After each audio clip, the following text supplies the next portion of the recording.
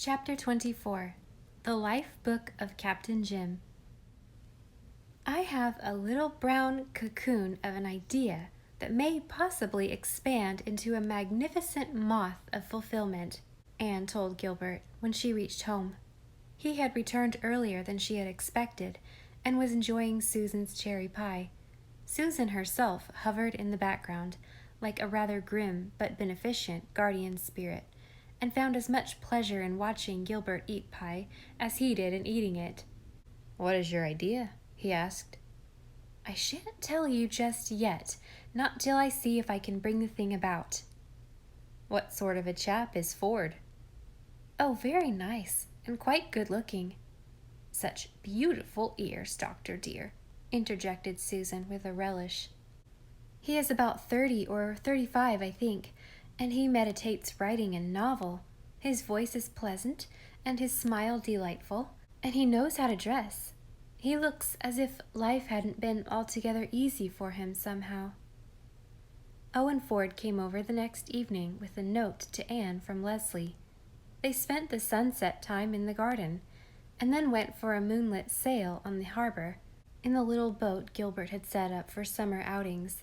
They liked Owen immensely, and had that feeling of having known him for many years, which distinguishes the Freemasonry of the house of Joseph.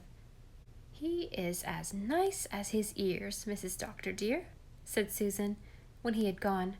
He had told Susan that he had never tasted anything like her strawberry shortcake, and Susan's susceptible heart was his forever. "He has got away with him," she reflected, as she cleared up the relics of the supper.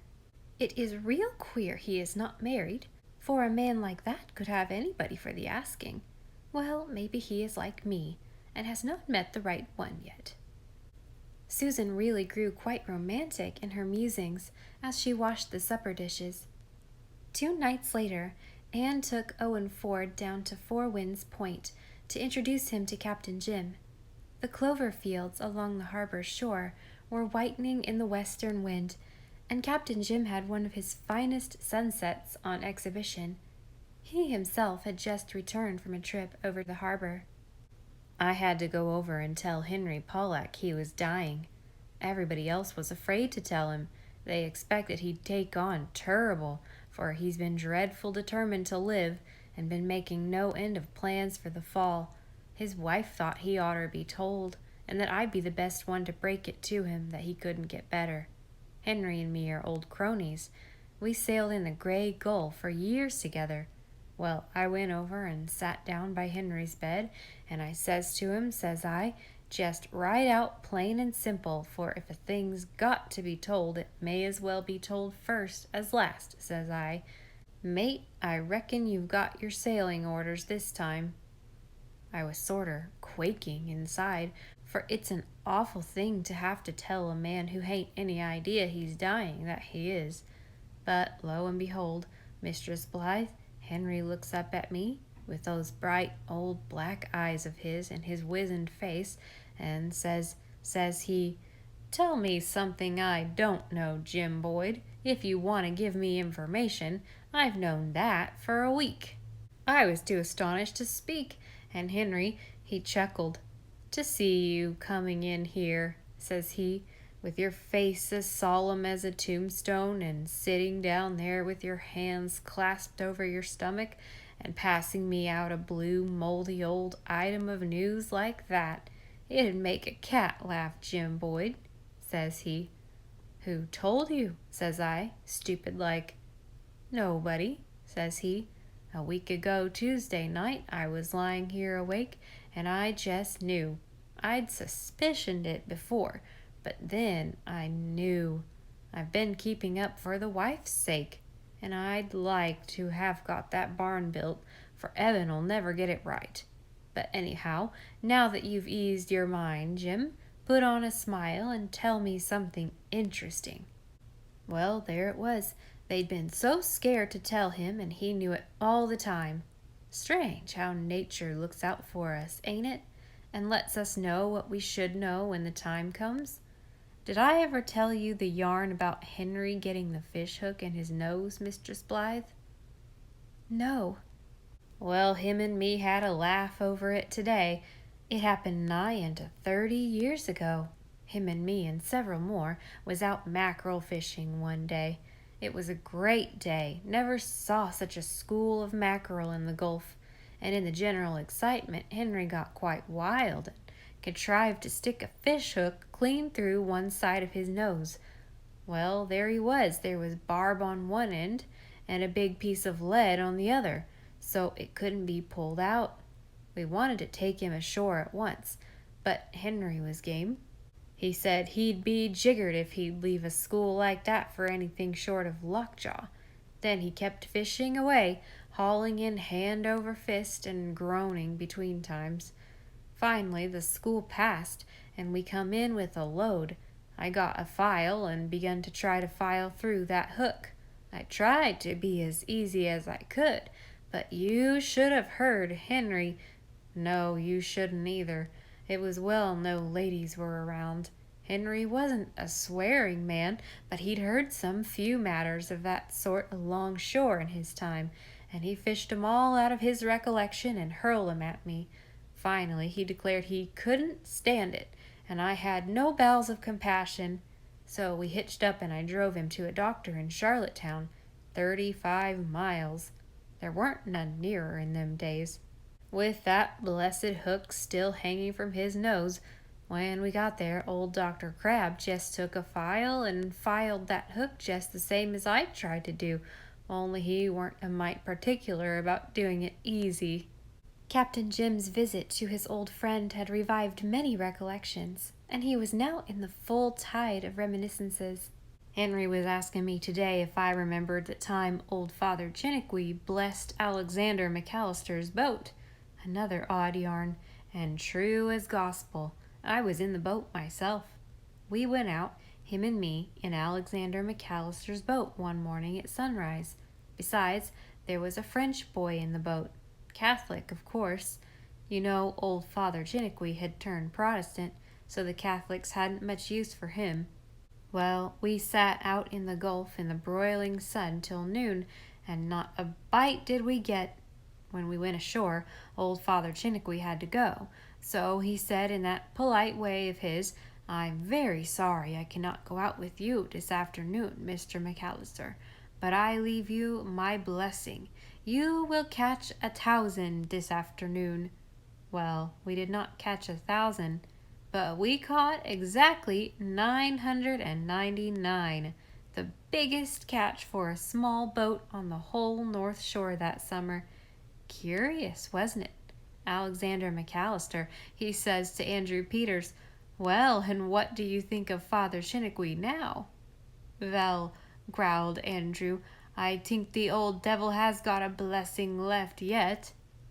Laws, how Henry did laugh over that today. "Do you know who Mr. Ford is, Captain Jim?" asked Anne, seeing that Captain Jim's fountain of reminiscence had run out for the present. "I want you to guess." Captain Jim shook his head. "I never was any hand at guessing, Mistress Blythe, and yet somehow, when I come in, I thought, where have I seen them eyes before? For I have seen 'em." "Think of a September morning many years ago," said Anne softly. "Think of a ship sailing up the harbor, a ship long waited for and despaired of. Think of the day the Royal William came in, and the first look you had at the schoolmaster's bride." Captain Jim sprang up. "They're Persis Selwyn's eyes!" he almost shouted. "You can't be her son. You must be her—" "Grandson. Yes, I am Alice Selwyn's son." Captain Jim swooped down on Owen Ford and shook his hand over again. "Alice Selwyn's son! Lord, but you're welcome.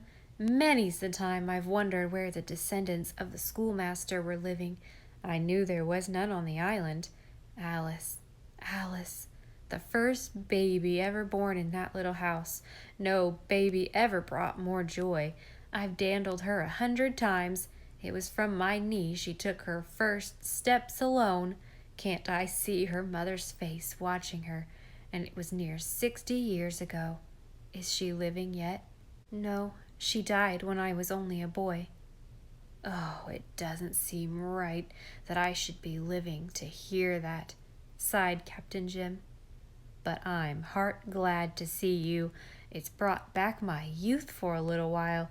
You don't know yet what a boon that is. Mistress Blythe here has the trick. She does it quite often for me." Captain Jim was still more excited when he discovered that Owen Ford was what he called a real writing man. He gazed at him as at a superior being. Captain Jim knew that Anne wrote, but he had never taken that fact very seriously. Captain Jim thought women were delightful creatures who ought to have the vote and everything else they wanted, bless their hearts, but he did not believe they could write. "Just look at A Mad Love," he would protest. "A woman wrote that, and just look at it, 103 chapters, when it could all have been told in 10. A writing woman never knows when to stop. That's the trouble. The point of good writing is to know when to stop." "Mr. Ford wants to hear some of your stories, Captain Jim," said Anne. "Tell him the one about the captain who went crazy and imagined he was the Flying Dutchman."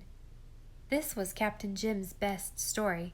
It was a compound of horror and humor, and though Anne had heard it several times, she laughed as heartily and shivered as fearsomely over it as Mr. Ford did. Other tales followed, for Captain Jim had an audience after his own heart. He told how his vessel had been run down by a steamer, how he had been boarded by Malay pirates, how his ship had caught fire, how he helped a political prisoner escape from a South African republic, how he had been wrecked one fall on the Magdalens and stranded there for the winter, how a tiger had broken loose on board ship, how his crew had mutinied and marooned him on a barren island. These and many other tales, tragic or humorous or grotesque, did Captain Jim relate. The mystery of the sea, the fascination of far lands, the lure of adventure, the laughter of the world, his hearers felt and realized them all. Owen Ford listened, with his head on his hand, and the first mate purring on his knee, his brilliant eyes fastened on Captain Jim's rugged, eloquent face. "Won't you let Mr. Ford see your life book, Captain Jim?" asked Anne, when Captain Jim finally declared that yarn spinning must end for the time. "Oh, he don't want to be bothered with that," protested Captain Jim, who was secretly dying to show it. "I should like nothing better than to see it, Captain Boyd," said Owen. "If it is half as wonderful as your tales, it will be worth seeing." With pretended reluctance, Captain Jim dug his life book out of his old chest and handed it to Owen. "I reckon you won't care to wrastle along with my old hand-a-write. I never had much schooling," he observed carelessly. "Just wrote that there to amuse my nephew Joe. He's always wanting stories. Comes here yesterday and says to me, reproachful-like, as I was lifting a 20-pound codfish out of my boat, 'Uncle Jim, ain't a codfish a dumb animal?' I'd been a-telling him, you see, that he must be real kind to dumb animals, and never hurt 'em in any way. I got out of the scrape by saying a codfish was dumb enough, but it wasn't an animal. But Joe didn't look satisfied, and I wasn't satisfied myself. You've got to be mighty careful what you tell them little critters. They can see through you." While talking, Captain Jim watched Owen Ford from the corner of his eye, as the latter examined the life book, and presently observing that his guest was lost in its pages, he turned smilingly to his cupboard and proceeded to make a pot of tea. Owen Ford separated himself from the life book with as much reluctance as a miser wrenches himself from his gold, long enough to drink his tea, and then returned to it hungrily. "Oh, you can take that thing home with you if you want to," said Captain Jim, as if the thing were not his most treasured possession. "I must go down and pull my boat up a bit on the skids. There's a wind coming. Did you notice the sky tonight? Mackerel skies and mare's tails make tall ships carry short sails." Owen Ford accepted the offer of the life book gladly. On their way home, Anne told him the story of lost Margaret. "That old captain is a wonderful old fellow," he said. "What a life he has led! Why, the man had more adventures in 1 week of his life than most of us have in a lifetime. Do you really think his tales are all true?" "I certainly do. I am sure Captain Jim could not tell a lie, and besides, all the people about here say that everything happened as he relates it. There used to be plenty of his old shipmates alive to corroborate him. He's one of the last of the old type of P.E. Island sea captains. They are almost extinct now.